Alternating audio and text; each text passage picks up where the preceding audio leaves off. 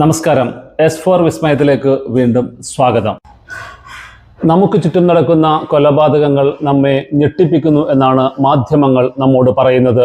കഴിഞ്ഞ ദിവസം 5 പേരെ തൻ്റെ വല്യമ്മയെയും അതുപോലെ ഇളയച്ചനെയും ഇളയമ്മയെയും സഹോദരനെയും തൻ്റെ കൂട്ടുകാരിയെയും അടക്കം 5 പേരെ കൊല ചെയ്ത അഫാൻ്റെ കൊലപാതകങ്ങളും കൊലപാതകങ്ങൾക്ക് മുന്നിലും മാധ്യമങ്ങൾ നമ്മോട് പറഞ്ഞത് നമ്മൾ ഞെട്ടിച്ചു എന്നാണ്. നമ്മളൊന്ന് ആലോചിച്ചു നോക്കുക, ഈ കൊലപാതകങ്ങൾ നമ്മളെ ഞെട്ടിക്കുന്നുണ്ടോ?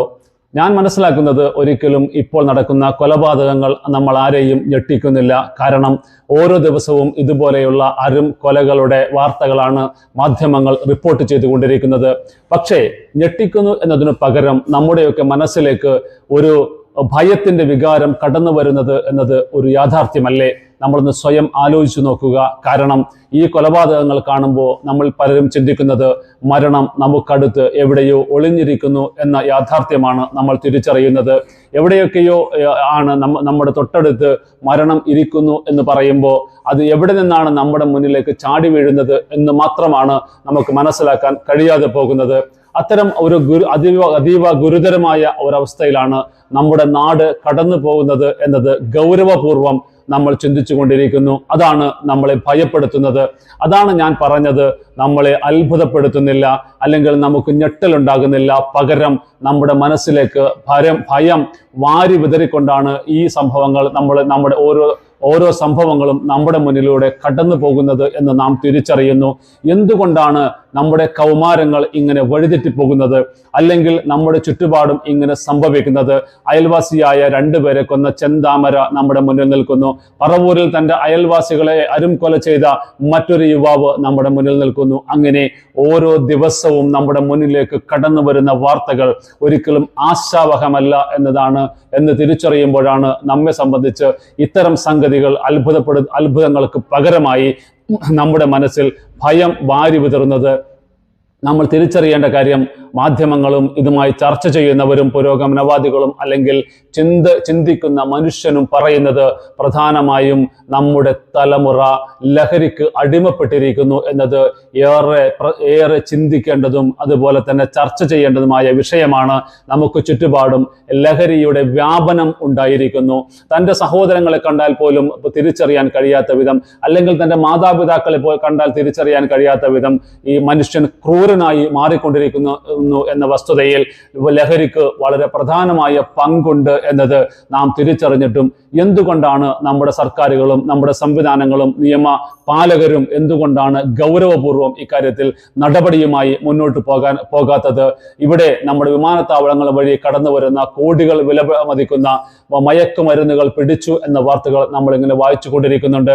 നമ്മൾ മറ്റൊന്ന് മനസ്സിലാക്കുന്നത്, ഈ പിടിക്കുന്ന കോടികളുടെ മയക്കുമരുന്നുകൾ പിടികൂടുമ്പോഴും അതിൻ്റെ 10 മടങ്ങാണ് പിടികൂടാതെ പുറത്തേക്ക് കടന്നു പോകുന്നത് എന്നുകൂടി നമുക്ക് മനസ്സിലാക്കാൻ കഴിയുമ്പോൾ, ഈ പിടിക്കപ്പെടുന്ന മയക്കുമരുന്നുകളിൽ നിങ്ങൾക്കറിയുമോ, അടുത്ത ദിവസം ഈ കഴിഞ്ഞ ഏതാണ്ട് 4 മാസത്തിനിടയിൽ നെടുമ്പാശ്ശേരി വിമാനത്താവളത്തിൽ മാത്രം പിടികൂടിയ 3 കേസുകളിലായി 25 കോടിയോളം മയക്കുമരുന്ന് പിടികൂടിയ കേസിലെ പ്രതികളാണ് കോടതിയിൽ നിന്നും രക്ഷപ്പെട്ടു പോയത്.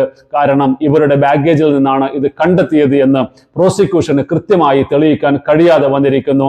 അങ്ങനെ ഇവർ രക്ഷപ്പെട്ടു പോകുമ്പോൾ, ഇങ്ങനെ പ്രതികൾ രക്ഷപ്പെട്ടു പോകുമ്പോൾ, മറ്റൊന്ന് ഇതിന്റെ കടത്തുകാർ കണ്ടെത്തുന്ന കരിയറുകൾക്ക് അവർക്ക് ധൈര്യം വർദ്ധിക്കുകയാണ്. കാരണം പിടിക്കപ്പെട്ടാലും തങ്ങൾക്ക് രക്ഷപ്പെടാനുള്ള പഴുതുകളുണ്ട് എന്ന് മുൻപ് മയക്കുമരുന്ന് കേസുകളിൽ പിടിക്കപ്പെട്ടാൽ തങ്ങൾക്ക് രക്ഷപ്പെടാൻ പഴുതുകളെ ഇല്ല എന്ന അവസ്ഥയിൽ മാറിയിരിക്കുന്നു. അപ്പോഴാണ് ഇതിനകത്ത് കരിയർമാർ തങ്ങൾക്ക് വലിയ തുകകൾ വാഗ്ദാനം ചെയ്യുമ്പോൾ ആ വലിയ തുകകൾക്ക് മുന്നിൽ തങ്ങൾക്ക് രക്ഷപ്പെടാനുള്ള പഴുതുകൾ കൂടി ഉണ്ട് എന്ന് മനസ്സിലാക്കുമ്പോൾ ഇതിലേക്ക് കൂടുതൽ ആളുകൾ ഇത് കടത്തുന്നതിന് വേണ്ടി കടന്നു വരുന്നത് എന്നുകൂടി നമുക്ക് മനസ്സിലാക്കാൻ കഴിയും. ഇവിടെ അതിശക്തമായ നടപടിയിലേക്ക് നമ്മുടെ സർക്കാരും നിയമപാലകരും കടന്നു വന്നാൽ മാത്രമേ ഇത് തടയാൻ കഴിയൂ എന്നത് ഏറെ വ്യക്തമായ കാര്യമാണ്. കാരണം MDMA അടക്കമുള്ള ഹെറോയിൻ അടക്കമുള്ള മാരകമായ മയക്കുമരുന്നുകൾ നമ്മുടെ കുട്ടികൾക്കിടയിലേക്ക്, സ്കൂൾ വിദ്യാർത്ഥികൾക്കിടയിലേക്കും കോളേജ് വിദ്യാർത്ഥികൾക്കിടയിലേക്കും സുലഭമായി ലഭിച്ചുകൊണ്ടിരിക്കുന്നു എന്നത് നമ്മളെ ഭയപ്പെടുത്തുന്ന വാർത്തകളാണ് എന്നത് ഒരിക്കലും നമുക്ക് വിസ്മരിക്കാനാവില്ല. അത് വിസ്മരിച്ചുകൊണ്ട് നമുക്ക് മുന്നോട്ട് പോകാനുമാകില്ല. അവിടെ ഇതൊക്കെ ഉപയോഗിക്കുന്നത് പലരും കണക്കാക്കുന്നത് തൻ്റെ മക്കൾ ഇതിലേക്ക് കടന്നു വരില്ല എന്ന്, അല്ലെങ്കിൽ തൻ്റെ മക്കൾ സുരക്ഷിതരാണ് എന്ന് കരുതുന്ന പലർക്കും പിന്നീട് അബദ്ധങ്ങൾ പിണഞ്ഞിരിക്കുന്നു എന്നതാണ് ഈ കാലഘട്ടം നമ്മോട് വിളിച്ചു പറയുന്നത്. അപ്പോ ഇതിനകത്ത് ഈ നിയമപാലകരുടെയും ഈ ഭരണകർത്താക്കളുടെയും മക്കളും അവരുടെ ബന്ധുക്കളും പോലും ഇതിന് അടിമപ്പെട്ടുകൊണ്ട് ഇവരറിയാതെ നമ്മളറിയാതെ അടിമപ്പെട്ട് ഒരിക്കലും ഇതിൽ നിന്നും പിന്നോട്ട് പോകാൻ കഴിയാതെ അല്ലെങ്കിൽ മുക്തരാകാൻ മോചിതരാകാൻ കഴിയാത്ത അവസ്ഥയിൽ അവരെത്തിച്ചേർന്നിരിക്കുന്നു എന്ന യാഥാർത്ഥ്യം കൂടി നമ്മൾ തിരിച്ചറിയുമ്പോൾ ഒരിക്കൽ കൂടി നമുക്ക് വിളിച്ചു പറയേണ്ടതായിട്ട് വരുന്നു. നിയമപാലകരെ, ഭരണകർത്താക്കളെ, ഈ സമൂഹത്തെ രക്ഷിക്കാൻ, ഈ കടന്നു വരുന്ന ഈ തലമുറയെ ലഹരിയിൽ നിന്നും മുക്തരാക്കാൻ നിങ്ങൾ ഉണരൂ എന്ന് നമുക്ക് അവരെ തട്ടി ഉണർത്തേണ്ട കാലഘട്ടമാണ്. അതിനുവേണ്ടി നമ്മൾ ഓരോരുത്തരും രംഗത്തിറങ്ങേണ്ട കാലമാണ്. ഇവിടെ വലിയൊരു പ്രക്ഷോഭത്തിനല്ല നമ്മൾക്ക് തുടക്കം കുറിക്കേണ്ടത്, ഇവിടെ വലിയൊരു തിരുത്തലിനാണ് നമ്മൾ മുന്നോട്ട് വരേണ്ടത്. ആ തിരുത്തൽ തുടങ്ങാൻ സമയമായി എന്നാണ് ഈ സംഭവ വികാസങ്ങൾ നമ്മളെ ഒരിക്കൽ കൂടി ഉണർത്തുന്നത്.